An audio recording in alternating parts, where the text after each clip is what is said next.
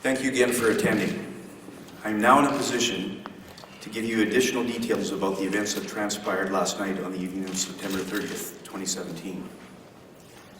At 8:15 p.m., a male drove his car through a police barricade, hitting a police officer and crashing into a police car. He then got out of his car and stabbed the officer several times with a large knife. Even though he had been knocked into the air by the impact of the car, the police officer was able to fend off the attacker, which resulted in the attacker leaving the scene. I can confirm that our police officer, Constable Mike Chernick, was released from hospital last night and will make a full recovery. I met with the constable at 1 p.m. today at his residence. He is in good spirits, although his injuries are substantial. He has stab wounds on his face and head from the knife attack, and significant abrasions on his arms as a result of being hit by the car. For those of you that saw the video released earlier this morning, he was in a struggle for his life, holding on to his gun with one hand and blocking the knife with his other. It is a testament to his experience and training that he survived the confrontation. We now know that the attacker left the vicinity of Commonwealth Stadium on foot. A tentative description of the attacker, along with his name, was broadcast to police officers across the city. In response, checkpoints were set up in areas surrounding Commonwealth Stadium. Two very astute police officers, including one who has only been working the streets for 2 weeks, set up at a location along Wayne-Gretzky Drive. A large U-Haul truck stopped at the checkpoint and provided his personal information. One police officer recognized the name on the driver's license as the same name that had been broadcast earlier and returned to his police car to request additional support. At that moment, the U-Haul truck fled. Because of the serious nature of the attack on the police officer a few hours earlier, a senior supervisor directed that the vehicle was to be pursued and stopped. This is always a difficult decision to make, to chase a vehicle or to let it go. Based on all the information available at the time, that a police officer had been struck with a car and stabbed, and the possibility that the U-Haul truck could be used as a weapon, the decision was to stop the vehicle. Details of the U-Haul's criminal flight from Wayne-Gretzky Drive to Jasper Avenue are sobering. The truck drove left of center on several occasions, nearly T-boned at least one vehicle, and attempted to run over civilians who were crossing at crosswalks and alleys on Jasper Avenue. Unfortunately, 4 individuals were actually struck. We have only limited information on the condition of these victims. Their injuries range from broken limbs to brain bleeds. One who was in critical condition last night has been upgraded to stable condition, and 2 have been released from hospital. While we are grateful nobody was killed, this is still a terrible tragedy for the victims, their families, and our broader community. The vehicle continued down Jasper Avenue and was showing no signs of slowing down. As a result, a deliberate tactical maneuver by a police vehicle was authorized and successfully executed, causing the suspect vehicle to roll onto its side. Officers then broke the windshield and used a loud, banging stun grenade to distract the driver. No shots were fired. In fact, no shots were fired anywhere in this entire incident. Tactical team members then attempted to remove the driver. He resisted, so a conducted electrical weapon or taser was used to temporarily disable him. That allowed officers to remove him from the U-Haul truck and arrest him. It is Edmonton Police Service policy that every individual who is tasered must be seen by a doctor before they are questioned. That examination is now complete, and we are currently questioning the individual. Note that he has not yet been charged, but he is under arrest for the following offenses. Section 83.18, participation in a terrorist act. Section 83.2, commission of an offense for a terrorist group. Section 239 sub 1, 5 counts of attempted murder. Section 249 sub 1, dangerous driving. Section 249.1 sub 3, criminal flight causing bodily harm. And finally, Section 88 sub 1, possession of a weapon for a dangerous purpose. I want to assure all Edmontonians that from all indications, it appears that this was a single individual acting alone. We continue to explore several investigative leads, so this could change. We are actually less than 24 hours into this investigation. We have no reason to believe that there is any threat to our city, but we encourage citizens to be vigilant and to report any unusual or suspicious activities to our police complaint line. I will now hand the podium over to Assistant Commissioner Marlene DeGrand for an update on the terrorism-related aspects of this investigation. Thank you. Thank you, Chief. Ladies and gentlemen, thank you very much for your attendance here. I can state that the Royal Canadian Mounted Police and the Edmonton Police Service have been working closely in partnership on this matter all night and into this morning to gather the evidence that is needed in this case to pursue terrorism and other criminal charges. It is this seamless integration between the Edmonton Police Service and the RCMP's Integrated National Security Enforcement Team which has allowed for such quick reaction. The RCMP's Integrated National Security Enforcement Team was engaged moments after the initial events took place. By way of explanation, the INSET is a RCMP-led initiative which involves partnerships with the Edmonton Police, the Calgary Police, Canada Border Services, Alberta Sheriffs, and the Canadian Security Intelligence Service within the province of Alberta. Its mandate is to look at investigations into national security matters that touch upon or involve citizens or individuals within the province of Alberta. As was stated last night, the suspect in this case is actually known to the Edmonton Police Service and the RCMP. We are limited, as you can imagine, as to what information we can provide you due to privacy concerns, but also, and most importantly, due to this very fluid ongoing investigation. That stated, we can confirm that in 2015, a complaint was filed with the Edmonton Police Service around reports being made that the suspect was espousing extremist ideology. Due to the possible nexus to national security, the K-Division Integrated National Security Enforcement Team, or K-INSET, was notified and an investigation was initiated. As a part of that 2015 investigation, members of the K-Division INSET interviewed, among others, this suspect as well. At the end of that exhaustive investigation, there was insufficient evidence to pursue terrorism charges or a peace bond. Further, the suspect was actually not deemed at that time to pose a threat to the security of Canada, based upon the information that was available to the investigators.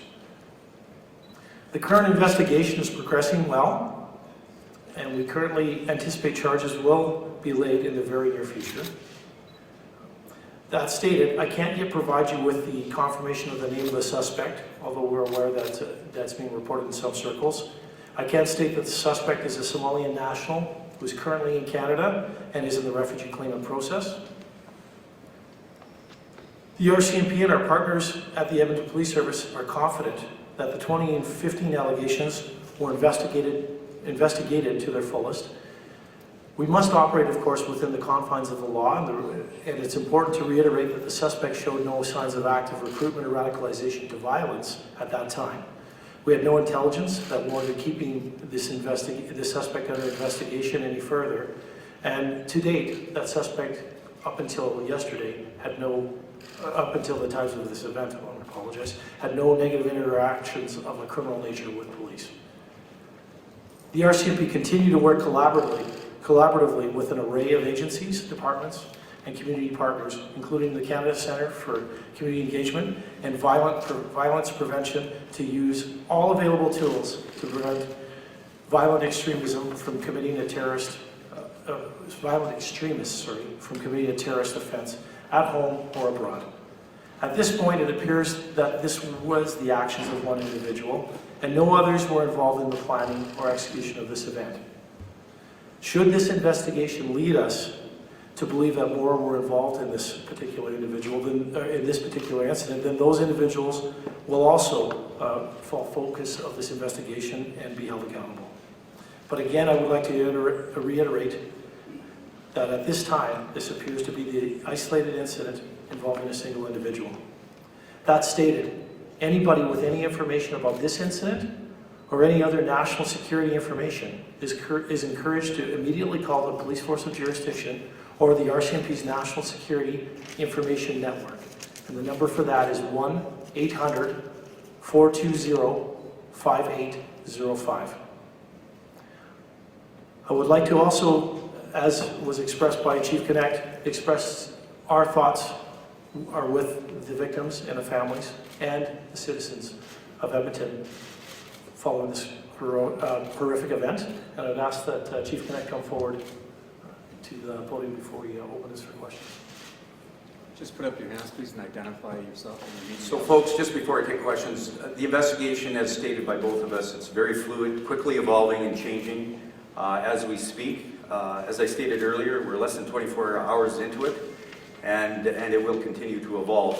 I can tell you now we will have another media session tomorrow morning at 11 o'clock where we will be providing you with further information as the investigation evolves over the next 12 to 24 hours. Janet Dirk, CTV National News. This is for Chief Connect. Do we know if the rented that U-Haul, and was anything found? We've heard reports of a manifesto with anti-Semitic words on it. I can tell you we believe he rented that vehicle. I can't provide any further information specific to that. Johnny Wakefield, Edmonton Journal. Chief Connect, there were a number of police at a 113th Avenue apartment today. I believe they were doing searches. Can you confirm that that was the residence of the suspect? And if so, was anything found in those searches that's relevant to this investigation? Okay, I won't confirm any locations of searches at this time. We may be able to provide that information tomorrow. I can tell you that we are conducting searches throughout the city. We have multiple crime scenes as well as multiple locations to search, and we would provide further information to that effect tomorrow. Janice Johnson from CBC, Chief Connect. You mentioned the 4 pedestrians that had been struck last night. I think you accounted for 3 of them, so I just wanted to double check on the 4th. You mentioned broken limbs, brain bleeds. 1 patient had been updated from critical to stable, and 2 had been released from hospital. What about that 4th patient? Okay, so a 4th patient had suffered a fractured skull and has regained consciousness.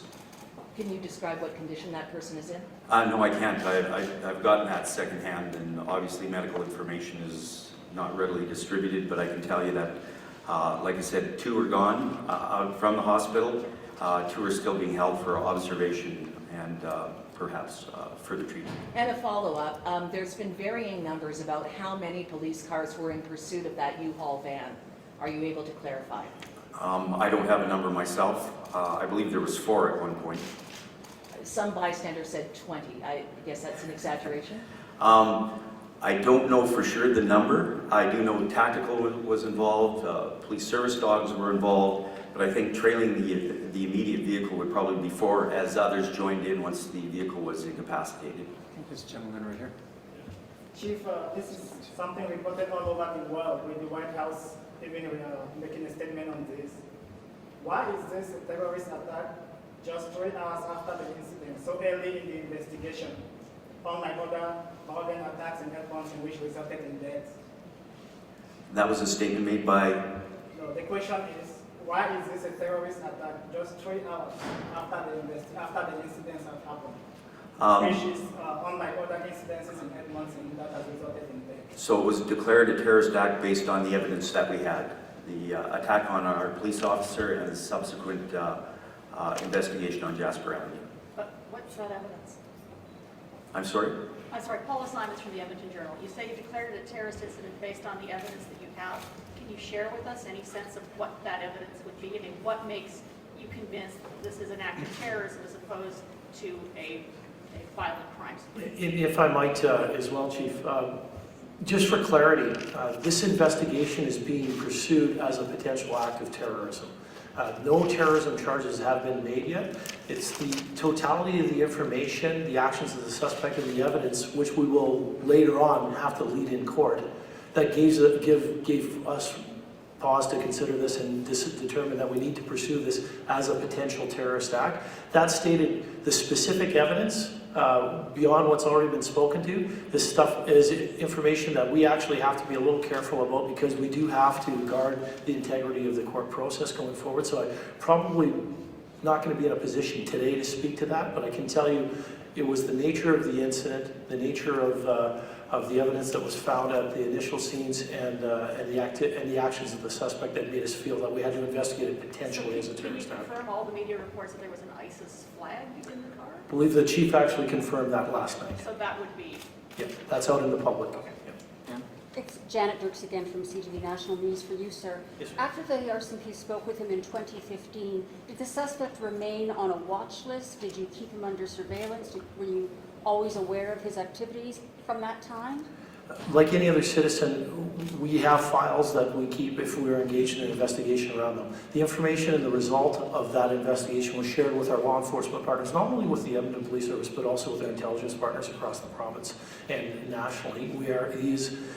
That information still is retained within our national security holdings. That stated, there was no active investigation that flowed from that from the National Security Enforcement Team because we have to have a reasonable suspicion, or we need to have reasonable ground, not reasonable grounds, we have to have actions or activities that would warrant under law our investigation of a citizen or an individual within our country. At this particular time, we didn't have sufficient evidence to warrant continued investigation of that individual following the 2015. Ma'am. Jason Marks. Ma'am, sorry.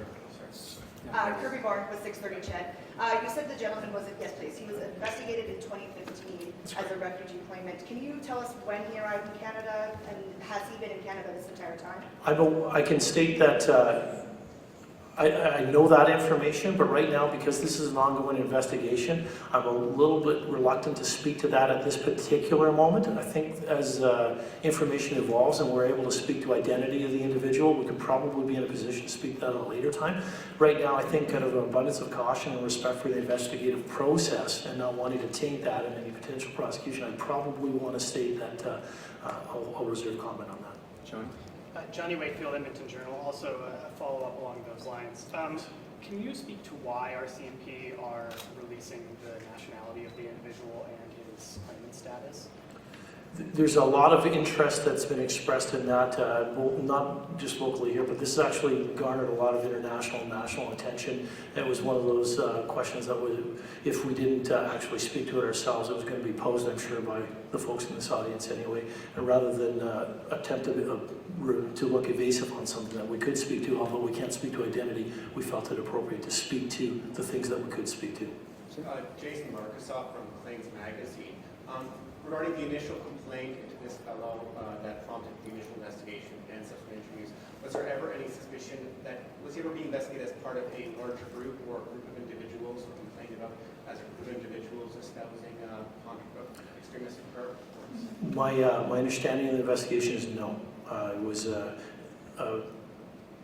the complaint was about this individual espousing radical ideology, but it was only isolated to that particular individual. Sorry, to clarify, so in other words, throughout the course of the RCMP and INSET's investigation with this fellow, he was always investigated as an individual, not as part of any group or cluster? That's correct. In the 2015 investigation and so far throughout this investigation, we've seen no nexus of connectivity to him, from him to any other individuals. Any other individuals, sorry, just to clarify, locally or overall? Specific individuals overall, no. 3 more questions, Janice? Janice Johnson, CBC. This would be for both of you, I think, sirs. There's been a lot of vitriol already on social media about this, and perhaps with word that this person was a refugee claimant from Somalia could escalate that even more. What message do you have for members of the Muslim community who may be fearing a backlash right now? Well, I can tell you that as we tried to express here repeatedly, this is an individual that is responsible for these crimes. If there are any other individuals that we're working with, assisting or involved in the planning or execution of this, their names will come to light. They will be dealt with individually.